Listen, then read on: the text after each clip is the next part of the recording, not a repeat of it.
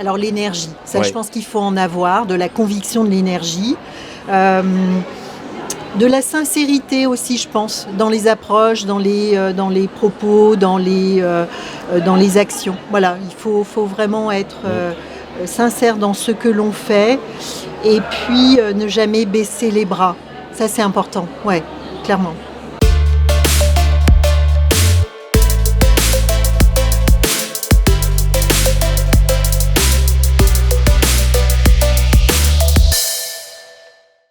Ma vie de chef-up à ICPME 44. Bonjour Patricia.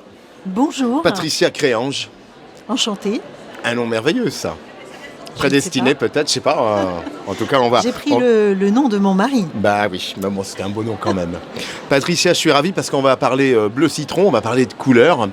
Tu t'es lancée dans l'entrepreneuriat il y a aujourd'hui 2 ans, c'est ça? Oui, c'est ça, en 2019. En 2019, ouais. Oui, ça a commencé C'était à quoi? germer. Après un parcours de salarié Oui, exact. Ouais. J'ai exercé pendant plus de 20 ans dans la communication, dans différentes entreprises, dans différents secteurs d'activité.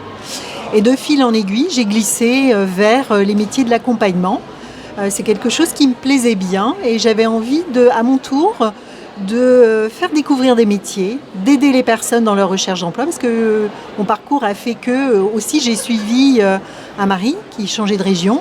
Et à chaque fois, il fallait se repositionner sur un poste, se refaire un réseau, découvrir un territoire.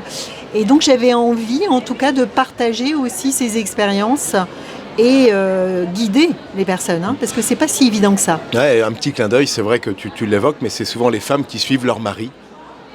L'histoire a été souvent construite autour finalement de ces postes à responsabilité qui étaient finalement ceux des hommes. Aujourd'hui justement, à amener sa création d'entreprise, quels ont été au démarrage, je dirais, les grands feux verts qui ont vraiment suscité ce déploiement, cette orientation, une envie d'oser, une envie aussi de se libérer, d'entreprendre d'une manière, tu l'évoquais, plus marquée, plus engagée?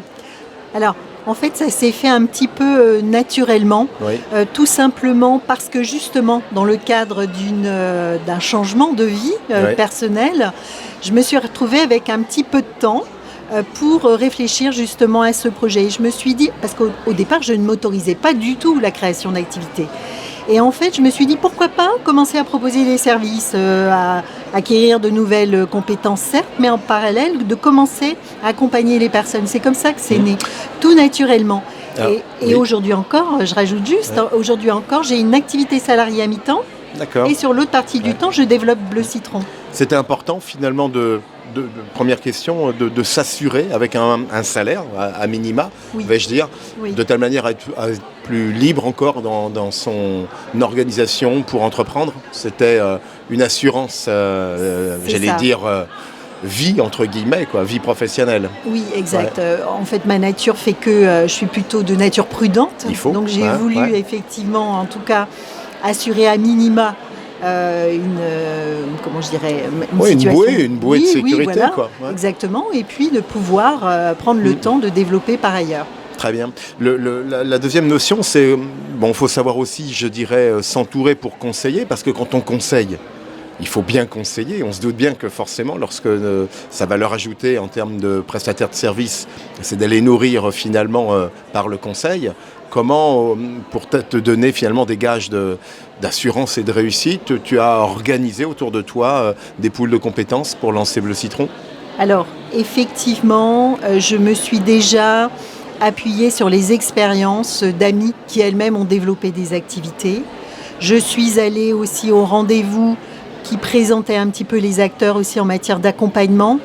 Et puis, j'ai eu la chance de rencontrer Orange, qui proposait son parcours d'accompagnement des femmes entrepreneuses. Ouais. Et ce parcours, j'avoue, est important pour aider à se faire connaître.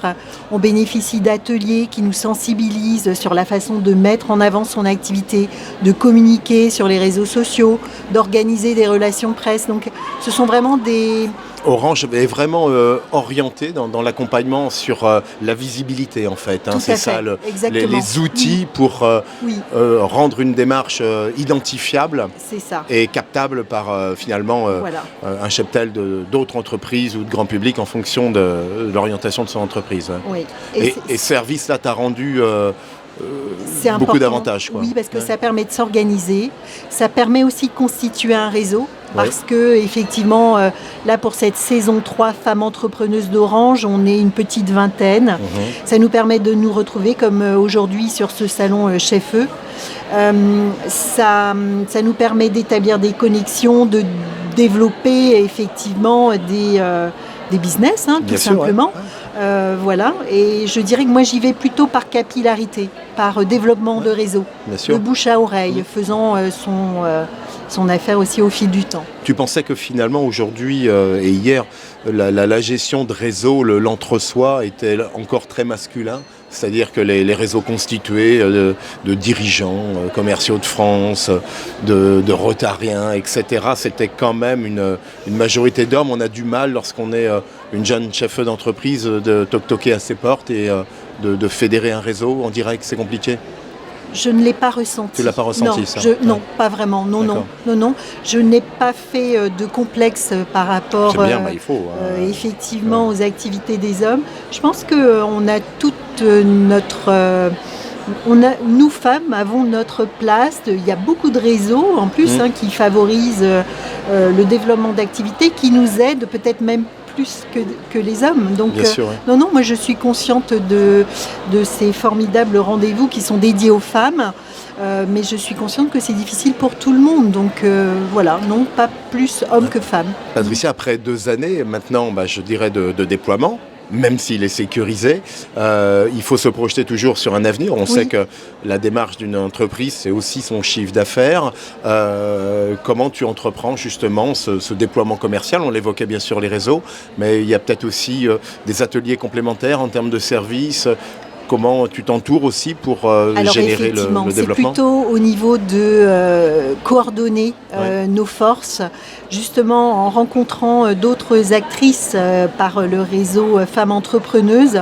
Ça m'a permis de commencer à construire des choses aussi avec des personnes, de voir comment on pouvait approcher des entreprises ensemble. Comment on pouvait proposer, par exemple, à des établissements de formation professionnelle, des ateliers aussi ensemble, en combinant en fait nos compétences et nos expériences. Parce que ce que tu évoques là, c'est l'expérience, c'est peut-être un des freins premiers lorsqu'on crée son entreprise, c'est que on est relativement avec un cahier blanc, parce que on a peu de références, peu d'acteurs qui plébiscitent finalement, je dirais, tout le bien fondé finalement de la démarche.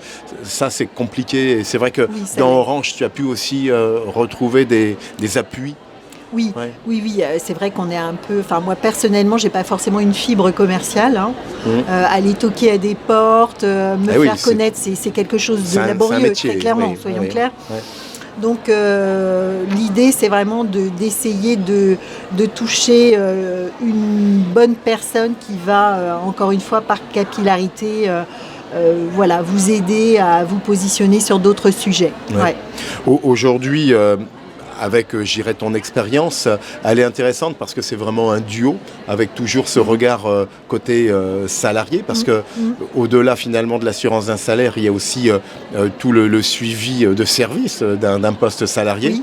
Il y a des mutuelles, il y a des tickets restaurants, que sais-je, mais ils sont clin d'œil, ils nourrissent en tout cas l'activité d'un salarié. On voit bien que le pas de l'autre côté est plus incertain, plus riche forcément d'autres valeurs. Tu arrives à en faire une double mesure, c'est-à-dire savoir qu'il y a un pied sur le coussin et puis il y a un pied finalement sur le vent, entre guillemets. Je crois qu'il n'y a pas une journée où je n'y pense pas. D'accord. Je mesure effectivement et la chance d'avoir un emploi salarié qui apporte effectivement une sécurité, qui apporte aussi beaucoup plus de facilité. Les personnes viennent à vous, c'est beaucoup plus facile pour accompagner. Bien sûr. Maintenant, je jauge aussi toute la chance que j'ai d'être de l'autre côté entrepreneuse, parce que vous modulez votre temps, vous pouvez aussi choisir des projets, développer vos propres idées. Donc je dirais que les deux se complètent bien. En tout cas, moi, c'est un mariage qui me plaît. Une combinaison qui me plaît. On l'imagine, j'ai un petit clin d'œil avec le mythe de Janus, je ne sais pas si ça te parle. Voilà, c'est cette dualité qui est essentielle. Si en plus elles se nourrissent les unes des autres, je pense que le quotidien doit être finalement une belle effervescence. Mais oui, alors très clairement, l'activité entrepreneuse prend beaucoup plus de place, beaucoup plus de temps que ne prend l'activité salariée. Je me rends compte qu'il faut déployer beaucoup d'énergie sur la partie bleu citron. Alors pour terminer ensemble, j'allais dire, mais est-ce que la Patricia côté chef d'entreprise finalement, lorsqu'elle côtoie l'autre Patricia qui est salariée, cette Patricia-là, la première, la chef d'entreprise, a un regain d'excentricité, de liberté. Est-ce que la vraie Patricia serait plus vers finalement cette femme plus libre ou cette femme plus rassurée? Tu vois, question. Hein. Ah ouais, super question. S'il n'y a pas de réponse, c'est pas bien grave. Mais on peut se la poser. Pas facile. Hein. Non, pas facile. Ouais. Pas facile. Là, je suis en train de regarder et me dire comment je vais lui répondre. Est-ce que finalement, tu es plus encline à demain faire un pas vers, des vents qui portent ou un coussin plus ouaté? Si j'en ai la possibilité, évidemment que j'aimerais développer encore plus bleu Bien citron. Sûr. Après peut-être la question se posera un petit peu plus tard. Pour l'instant, ça marche bien. Donc c'est la fille qui, pour l'instant, peut-être ne veut pas trop voir devant. Si, la fille prudente, mesurée. Oui, voilà. Mais c'est ça. Alors c'est justement, ça on termine souvent nos petits entretiens, Patricia, avec 3 mots, 3 adjectifs, 3 valeurs qui, parmi 1000 autres bien évidemment, donneraient une caractéristique à être une femme chef. 3 mots. Alors l'énergie, ça je pense qu'il faut en avoir, de la conviction de l'énergie, de la sincérité aussi je pense, dans les approches, dans les propos, dans les actions. Voilà, il faut vraiment être sincère dans ce que l'on fait et puis ne jamais baisser les bras. Ça c'est important, clairement.